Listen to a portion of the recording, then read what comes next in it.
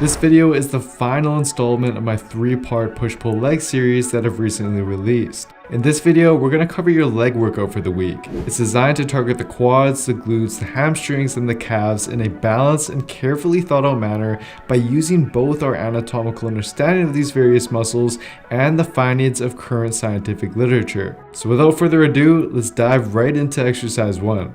The first exercise shouldn't come as a surprise here, and it's going to be barbell squats, which have been shown to be a great exercise for developing the lower body musculature. For instance, a recent 2020 paper from the International Journal of Sports Medicine had a group of trained subjects perform only the back squat as their lower body training for a period of 12 weeks. After the 12 weeks, the subjects managed to grow their quads by an average of 12% and their glutes by roughly 9%, confirming that the back squat is indeed a great exercise for growing not only the quads but the glutes as well.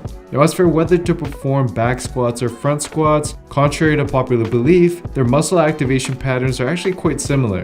Both squat variations have been shown to activate the quads, the hamstrings, and the glutes to a very similar degree, with front squats providing just a slightly higher activation of the quads and back squats providing slightly better activation for the hamstrings. However, there are some unique benefits of the front squats that you should keep in mind. First of all, the front squat achieves this comparable level of muscle activation even when using roughly 20% lighter weight than the back squat. And second of all, research has shown that the front squat produces significantly lower compressive forces on the knee as well as reduced lumbar stress when compared to back squats, which is due to the positioning of the bar and the decrease in forward trunk lean that you experience with front squats, meaning that for those with past knee injuries and lower back issues, the front squat, when performed correctly, may be the better option for you and won't require you to lift as heavy, yet will still be as effective as back squats. Regardless though, incorporating both into your routine by, for example, performing the back squat on this leg day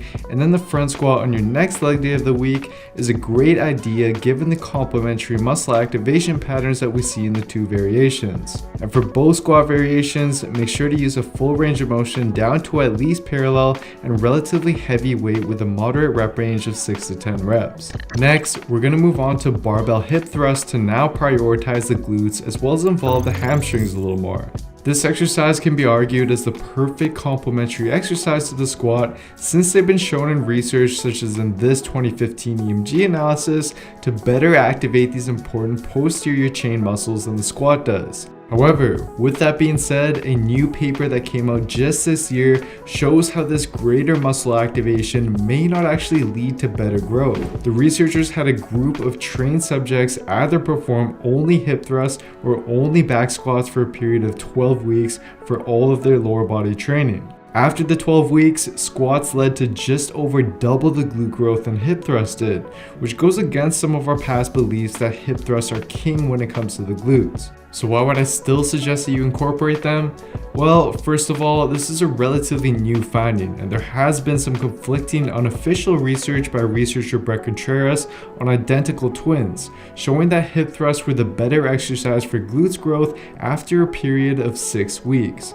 Meaning that I just wouldn't take the previous study results as fact just quite yet. And second of all, we know that squats are a great glute builder given that they elicit a high amount of mechanical tension on the glute muscle fibers, which is a primary stimulus of muscle growth. Hip thrusts, on the other hand though, provide less mechanical tension on the glutes, but they do provide a much greater glutes contraction and puts a high amount of tension and metabolic stress on the glutes when they're in a shortened position at the top of the movement. Something that the squat just fails to do.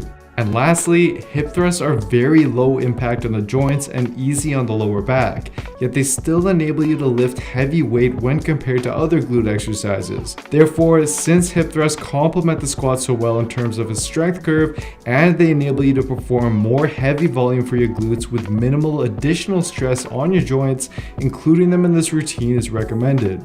And just some general tips when you perform them are to focus on posteriorly tilting the pelvis as you thrust the weight up. avoid arching your lower back, and position your feet such that your shins are vertical at the top position.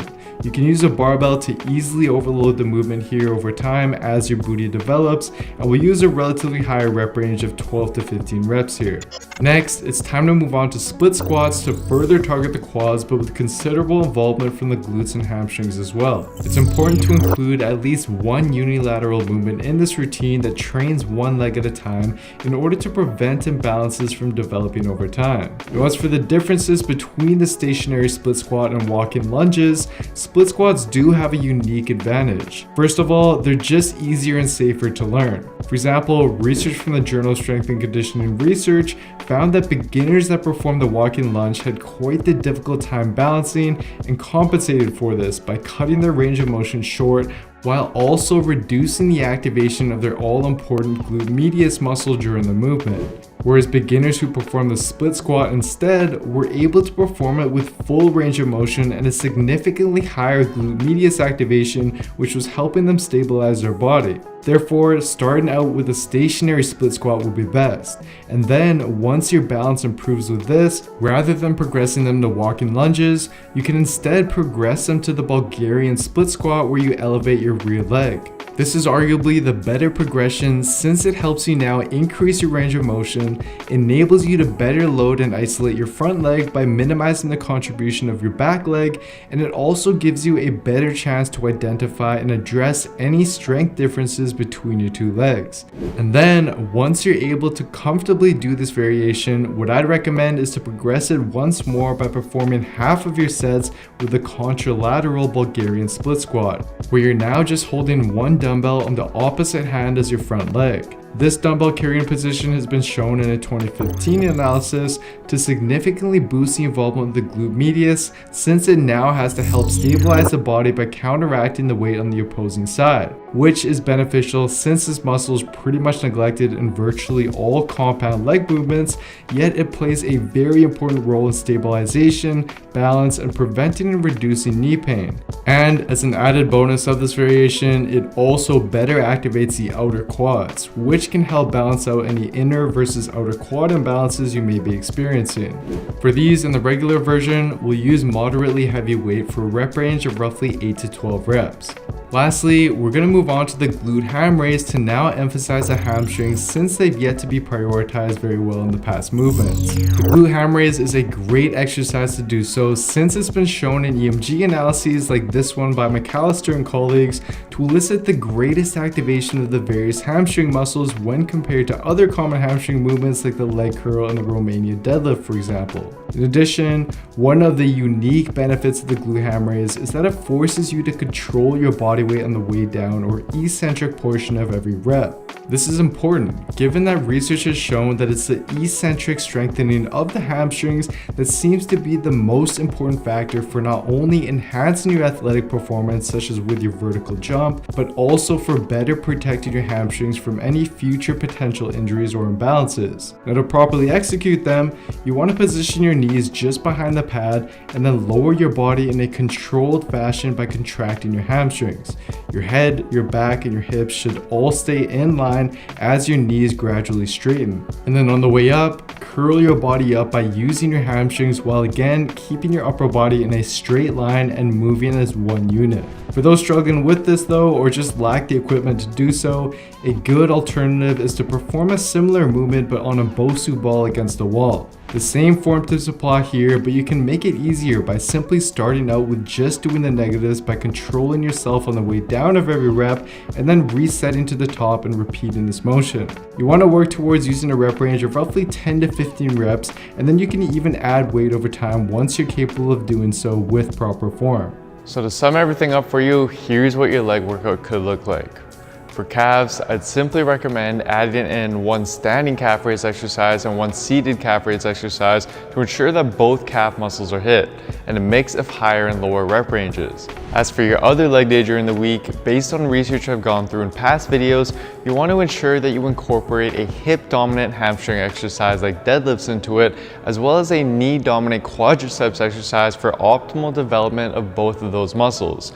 And then just simply use variations of the day 1 leg a day exercises to make up the rest of your volume for day 2.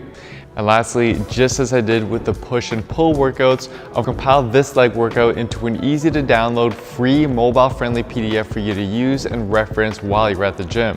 It'll show you the workout, rest times, tutorials, and more. To get a copy of it, just head on over to builtwithscience.com/leg workout PDF, and I'll send it right over to you. And I'll leave a link to that in the description box down below as well. I hope you enjoyed this one, and I also hope that you're able to see that to maximize your time and efforts and build muscle in the fastest way possible, then you need to not only carefully select each and every exercise that you perform in your workouts, but you also need to know how to then go about executing and implementing them into your overall routine. And for a step-by-step program that takes care of all of the guesswork for you and shows you exactly how and what to work out week after week so that you can build muscle most effectively with science, then simply head on over to builtwithscience.com and take the analysis quiz to discover which science-based program will be best for you and where your body is currently at. Anyways guys, thank you so much for watching. I hope you enjoyed this one. Please don't forget to show your support by giving the video a like, leaving a comment down below as to what you'd like to see me cover next, subscribing to the channel, and turning on notifications for the channel as well, as this all really does help me out. Thank you so much everyone, and I'll see you next time.